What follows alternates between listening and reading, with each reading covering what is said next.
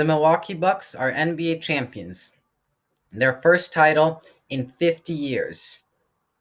And in this video, I'm going to go over how they did it. So the shout out for this video will go to Gabriel Jingwizin because he made the first comment on my previous video, and the shout out today will go to him. So in the regular season, the Milwaukee Bucks finished 46-26, and they got the third seed in the Eastern Conference.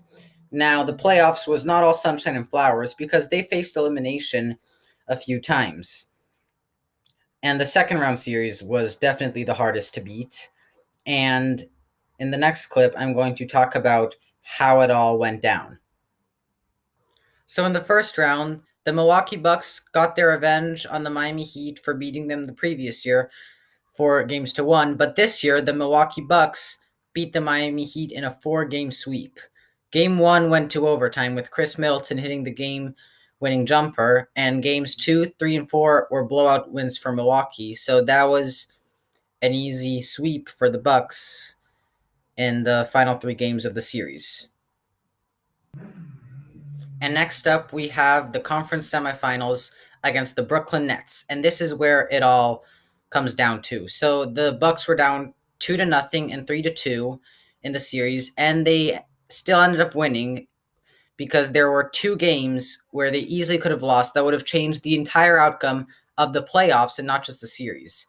So after they went down 2-0, they were on the verge of going down 3-0 until Drew Holiday got the layup in Game 3 to seal the win. And Game 7, this is where it all comes down to, because in the final seconds, the Bucks were up 2, but then Kevin Durant hit a 3, or as the officials called, it was later reviewed and changed to a 2. And so the game went to overtime, and the Bucks won in overtime, when the Nets could have won it right there and changed the entire outcome of the playoffs. So that is definitely a series that changed the outcome of this year's playoff bracket.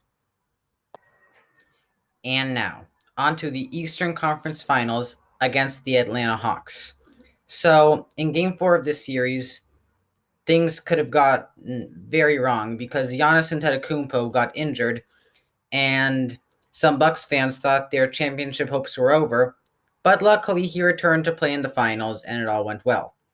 Because the Bucks won this series 4-2 after losing Game 1, winning Games 2, 3, 5, and 6, and in Game 4, where Giannis got injured, the Hawks beat the Bucks without having Trae Young in that series. But even though the Hawks made a miracle run, the Bucks ended up being victorious. And now, the NBA Finals against the Phoenix Suns. So the Bucks lost the first 2 games, then they won the next 2 games after Giannis blocked DeAndre Ayton in Game 4 to tie the series.